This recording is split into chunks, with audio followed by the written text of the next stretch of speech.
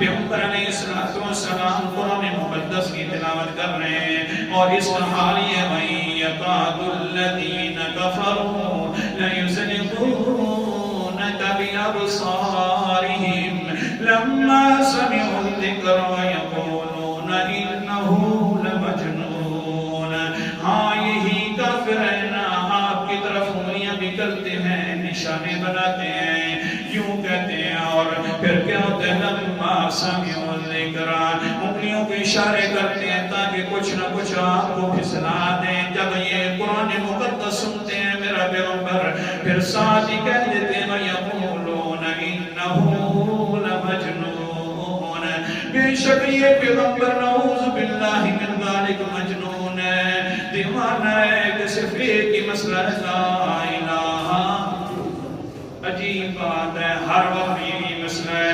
ہاں پھر میرا پیغمبر ان کی بات سنیے اور اوپر سے میری بات بھی سنیے نا، وَمَا هُوَ إِلَّا ذِكْرٌ لِّلْعَالَمِينَ۔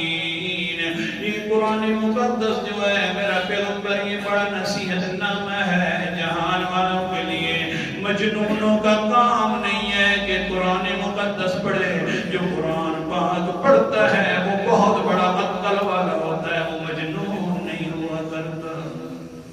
دوسری جگہ اللہ تعالیٰ نے فرمایا سورت کا نام سورت قلم ہے اور ابتدائی آیات ہیں نون والقلم وما يسطرون ما انت بنعمت ربک بمجنون۔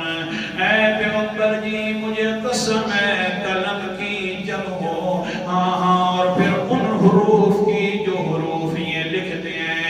قلم کون سی قلم ہے؟ قال النبی صلی اللہ علیہ وسلم اول ما خلق اللہ القلم، سب سے پہلے اللہ تعالیٰ نے پیدا جو فرمائی ہے پہلی مخلوق وہ قلم فرمائی ہے، اور پھر قلم کے ساتھ کیا لکھا ہے بس اسی وقت سے لکھ دیا ہے کہ قیامت تک کیا ہونے والا ہے، اور ایک خاص جملہ لکھا ہے میرا پیغمبر اسی قلم کے ساتھ خاص جملہ جو لکھا ہے وہ کیا ہے وَمَا أَنْتَ بِنِعْمَةِ رَبِّكَ بِمَجْنُونَ۔ میرا پیغمبر کی ہم نے تو پہلے سے لکھ دیا تھا کہ میں تو جو ہے اپنے رب کی نعمتوں کی وجہ سے مجنون نہیں ہونے والا، سب سے زیادہ عقل والا ہے تو میرا پیغمبر محمد مصطفیٰ